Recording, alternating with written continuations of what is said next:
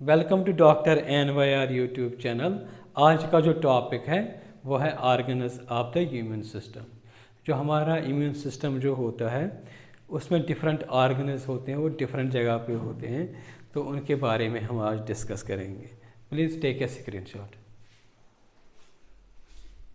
Organs of the immune system में ये जो चैप्टर आता है ह्यूमन हेल्थ एंड डिजीज़ में, क्लास 12th बायोलॉजी में चैप्टर नंबर 8 में ये आता है।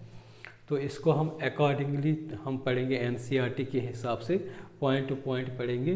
जो इम्यून सिस्टम के जो ऑर्गन्स होते हैं उनको बोलते हैं लिम्फॉइड ऑर्गन्स, और ये लिम्फॉइड ऑर्गन्स ऐसे होते हैं जहाँ पे मैचुरेशन होती हैं और दूसरे पे क्या होता है, प्रोलिफरेशन होती हैं।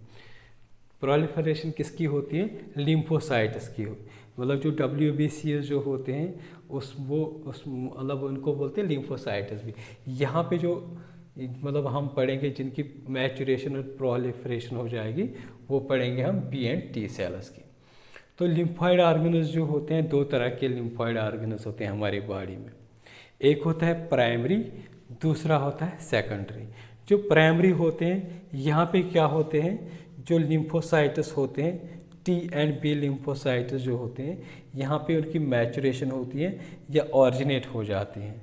तो यहाँ पे क्या होते हैं, जो B सेल्स और T सेल्स जो होते हैं उनकी सिर्फ मैचुरेशन होती है, उनका जो काम होता है वो दूसरी जगह पे होता है।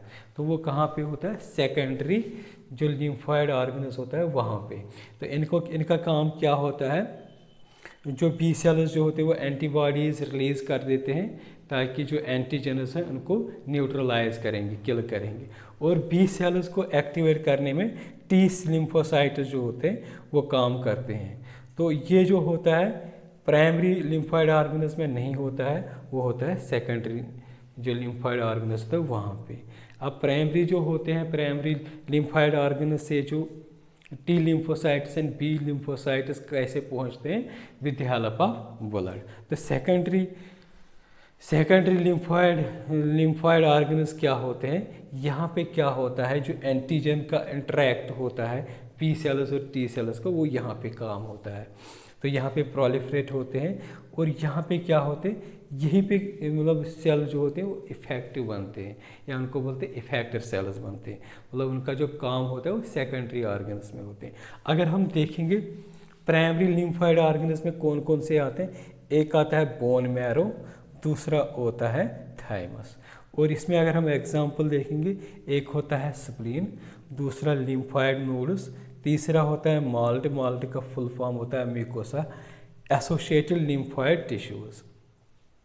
इनको हम वन बाय वन डिस्कस करेंगे। सबसे पहले हम डिस्कस करेंगे बोन मैरो को। बोन मैरो जो होता है यहाँ पे, ये जो मेन लिम्फॉइड ऑर्गन होता है लेकिन प्राइमरी लिम्फॉइड ऑर्गन होता है। यहाँ पे क्या होता है, जो ब्लड सेल्स होते हैं RBCs as well as white blood cells जिनको बोलते हैं B सेल्स की यहाँ पे बोन मैरो जो होती हैं उनकी मैचुरेशन हो जाती हैं। जब बच्चा पैदा होता है, बच्चा पैदा होने से पहले माँ के कोख में जब बच्चा होता है तो वहाँ पे क्या होता है, जो B सेल्स जो होते हैं उनकी जो मैचुरेशन होती है वो योग सैक में होता है। दूसरा फीटल लिवर जो होता है वहाँ पे इसकी मतलब साइट होती है मैचुरेशन का। जब बर्थ होता है बच्चे का, जब वो आता है बर्थ मतलब बच्चा पैदा हो जाता है, उस टाइम पे क्या होता है, जो B सेल्स जो होती हैं उनकी मैचुरेशन बोन मैरो में होती है। दूसरा जो होता है, दूसरा हम पढ़ेंगे प्राइमरी लिम्फॉइड ऑर्गन, वो होता है थाइमस।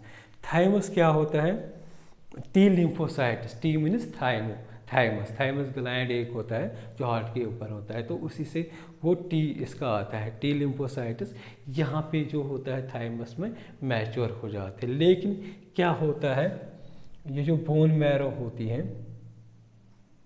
इसमें क्या होता है,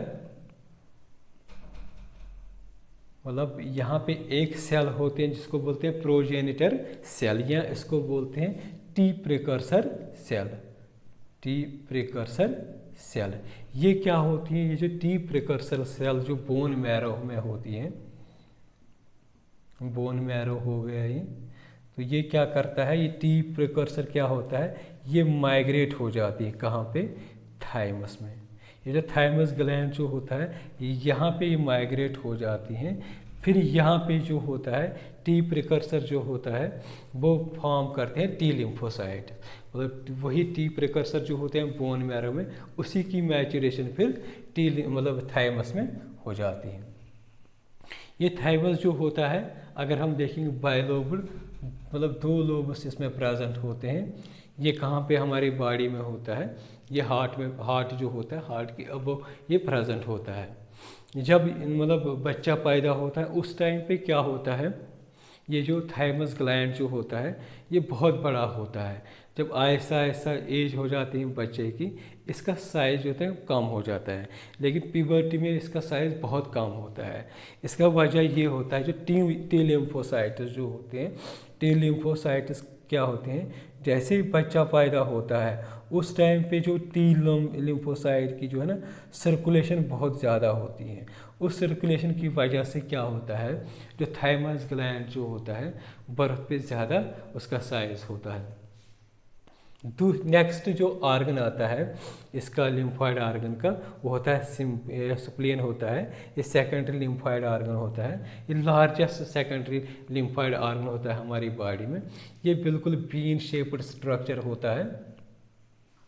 अगर हम देखेंगे ये जो होता है स्प्लीन, यहाँ पे हमारी बॉडी में ये मेजर एंटीबॉडीज सिंथेसिस करता है, और ये क्या करता है, जब ये सिंथेसाइज एंटीबॉडीज़ कर देता है उनको फिर सर्कुलेट करता है ब्लड में।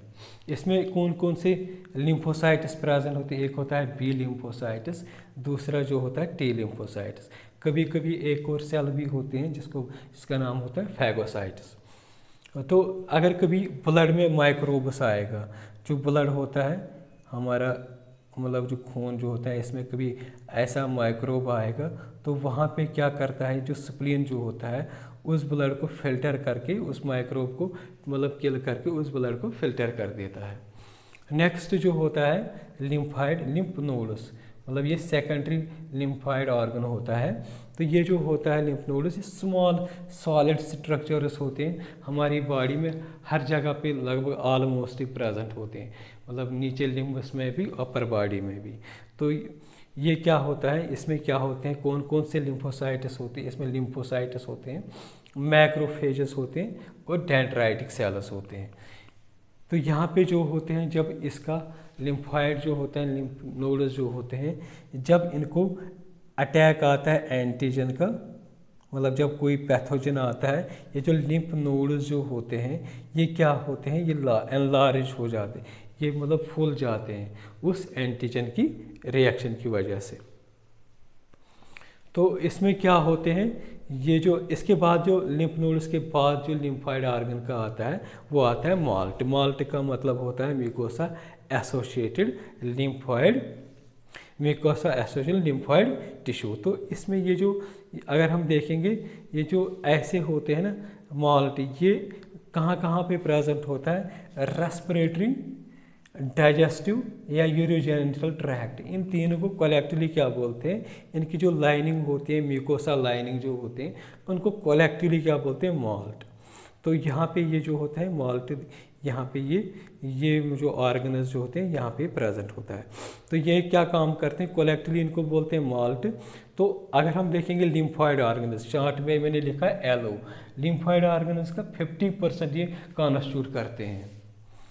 तो ये जो मॉल्ट जो होता है इसके 2 डिविजन्स होते हैं, मतलब हमारे बॉडी में 2 तरह के टाइप्स होते हैं मॉल्ट के, एक होता है बाल्ट, दूसरा जो होता है गाल्ट। गाल्ट का मतलब क्या होता है, गट एसोसिएटेड लिम्फॉइड टिश्यू। तो इसमें क्या आता है, एक आता है टॉन्सिल्स, दूसरा आता है पियर्स पैचेस।